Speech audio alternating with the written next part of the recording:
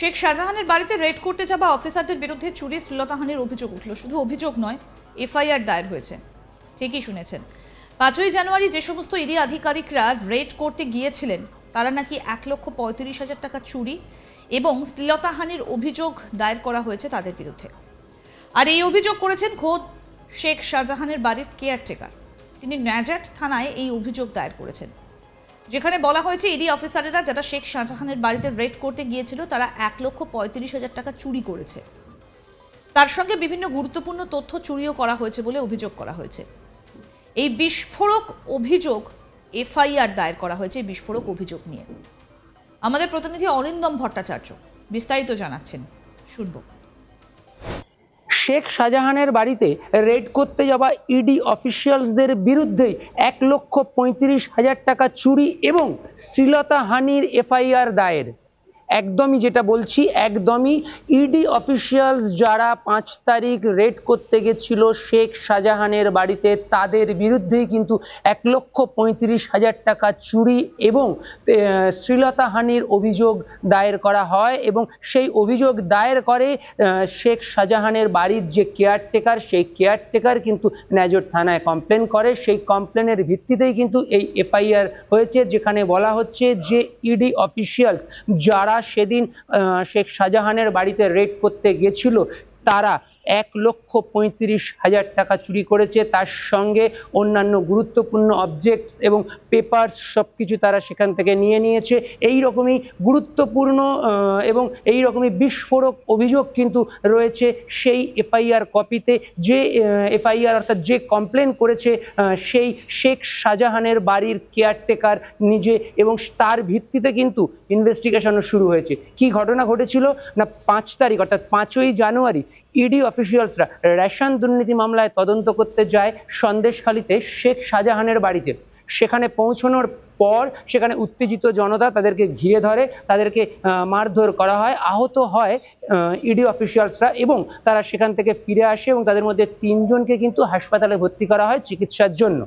এই ঘটনায় সেদিন যে ইডির ডেপুটি ডিরেক্টর তিনি কমপ্লেন করেন তাদের এই মারধরের ঘটনায় এবং তাদেরকে আক্রান্ত হতে হয়েছিল এই মর্মে তিনি কমপ্লেন করেন এবং তিনি এফআইআর করেন ইডির ডেপুটি ডিরেক্টর। পাশাপাশি শেখ শাহজাহানের বাড়ির যে কেয়ারটেকার তিনিও কিন্তু থানায় অভিযোগ দায়ের করেন, তিনিও কিন্তু কমপ্লেন করেন এবং তার অভিযোগের ভিত্তিতে দুজনের ইডির অভিযোগের ভিত্তিতে এবং শেখ শাহজাহানের অভিযোগের ভিত্তিতে উভয়ের বিরুদ্ধেই কিন্তু এফআইআর লজ হয়। এবং সেই এফআইআর এর কপিতে যেটা দেখা যাচ্ছে, গুরুত্বপূর্ণ যে অভিযোগ যে সেদিন অর্থাৎ 5ই জানুয়ারি শুক্রবার যারা গেছিল শেখ শাহজাহানের বাড়িতে রেড করতে, অর্থাৎ যে ইডি অফিসিয়ালসরা গেছিল শেখ শাহজাহানের বাড়িতে রেড করতে, তাদের বিরুদ্ধে অভিযোগ 1,35,000 টাকা চুরি, পাশাপাশি তাদের বিরুদ্ধে শ্লীলতাহানির অভিযোগ, পাশাপাশি তাদের বিরুদ্ধে সম্পত্তি নষ্ট করার অভিযোগ, এরকম একাধিক আইপিসিতে কিন্তু তাদের বিরুদ্ধে মামলা রুজু করা হয়েছে। গোটা রাজ্যে সর্বত্র একটাই নাম ঘোরাফেরা করছে, শেখ শাহজাহান। তিনি কোথায় কেউ জানে না। শুক্রবার থেকে খবরের শিরোনামে এলেও সরবেরিয়ার সন্দেশখালীর এই বেতাজ বাদশাহ হাওয়া। তদন্তের খাতিরে তার বাড়ির সামনে গিয়ে কেন্দ্রীয় তদন্তকারী সংস্থার আধিকারিকদের মার খেতে হয়েছিল। প্রায় 6 দিন পার হয়ে গেল, কিন্তু এখনো পর্যন্ত খোঁজ মেলেনি শেখ শাহজাহানের। কেন্দ্রীয় তদন্তকারী সংস্থা কোনো খোঁজ পায়নি। বুধবার সন্দেশখালীতে ইডির ওপর হামলার ঘটনায় তদন্ত করতে এনফোর্সমেন্ট ডিরেক্টরেটের অফিসে আসেন বসিরহাটের ডিএসপি সানন্দা গোস্বামী। তার সঙ্গে তার দেহরক্ষীরা ছিলেন, ছিল ক্যামেরা। বেশ কিছুক্ষণ তিনি ইডি দপ্তরে ছিলেন, তবে তারপর তিনি সেখান থেকে বেরিয়ে যান। বেরিয়ে যাবার সময় সাংবাদিকরা তাকে প্রশ্ন করেন যে তিনি কেন ইডি অফিসে এসেছেন। উত্তরে সানন্দা গোস্বামী বলেন ইডি আধিকারিকদের বয়ান রেকর্ড করতে এসেছিলেন। সানন্দা গোস্বামী জানান ইডির ডেপুটি ডিরেক্টর অফিসে থাকা সত্ত্বেও তার বয়ান রেকর্ড করা হয়নি। কারণ হিসেবে জানান যে তিনি ব্যস্ত ছিলেন। আর এই বয়ান নেবার জন্য নাকি 3 বার তাকে নোটিশ পাঠানো হয়েছিল, কিন্তু তারপরেও রেকর্ড করতে পারেনি। এই বিষয়ে কি প্রতিবেদন তুলে ধরলেন আমাদের প্রতিনিধি অরিন্দম, আসুন সেটাও শুনি। আমরা দেখতে পেয়েছি তারপরেই কিন্তু রবিবার বা তারপরে আমরা যেটা দেখতে পেয়েছিলাম যে বুধবার কিন্তু বসিরহাটের যিনি ডিএসপি সানন্দা গোস্বামী তিনি নিজে এসেছিলেন ইডি দপ্তরে ইডি আধিকারিকদের সঙ্গে কথা বলার জন্য, এবং যদিও আধিকারিকদের সঙ্গে তিনি কথা বলতে পারেননি বা তাদের বয়ান রেকর্ড করতে পারেননি বলেই তিনি যাওয়ার সময় দাবি করে গেছিলেন, কারণ তিনি যেটা বলেছিলেন যে ইডি আধিকারিক যিনি কমপ্লেন করেছিলেন তিনি অফিসে ছিলেন, তার সত্ত্বেও তার বয়ান তিনি রেকর্ড করতে পারেননি, কারণ তিনি জানিয়েছিলেন তিনি অন্য কাজে ব্যস্ত রয়েছে।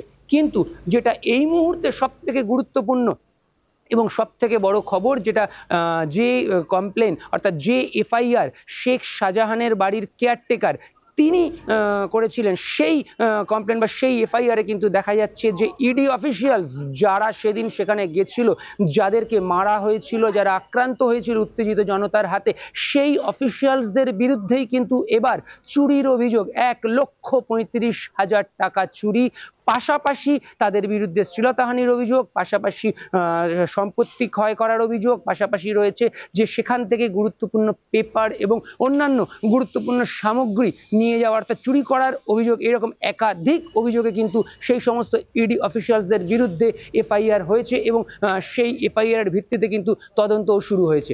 অরিন্দম ভট্টাচার্য, আজ তাক বাংলা, কলকাতা।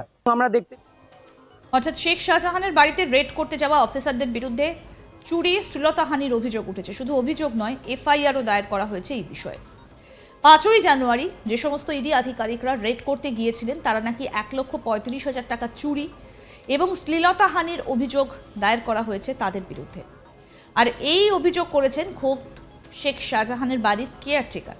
তিনি ন্যাজার থানায় এই অভিযোগ দায়ের করেছেন, যেখানে বলা হচ্ছে ইডি অফিসাররা যারা শেখ শাহজাহানের বাড়িতে রেড করতে গিয়েছিল তারা 1,35,000 টাকা চুরি করেছে, আর তার সঙ্গে বিভিন্ন গুরুত্বপূর্ণ তথ্যও চুরি করা হয়েছে বলে অভিযোগ করা হয়েছে। এইরকম বিস্ফোরক অভিযোগ রয়েছে এফআইআরে।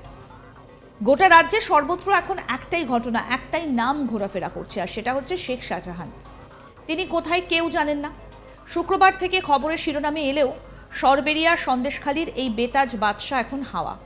তদন্তের খাতিরে তার বাড়ির সামনে গিয়ে কেন্দ্রীয় তদন্তকারী সংস্থার আধিকারিকদের মার খেতে হয়েছিল।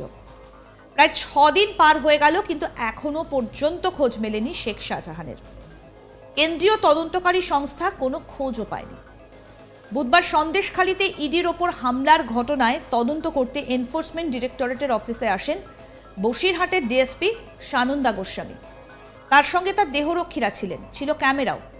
বেশ কিছুক্ষণ তিনি ইডি দপ্তরে ছিলেন, তবে তারপর তিনি সেখান থেকে বেরিয়ে যান। বেরিয়ে যাওয়ার সময় সাংবাদিকরা তাকে প্রশ্ন করেন যে তিনি কেন ইডি অফিসে এসেছেন। উত্তরে সানন্দা গোস্বামী বলেন যে ইডি আধিকারিকদের বয়ান রেকর্ড করতে এসেছিলেন।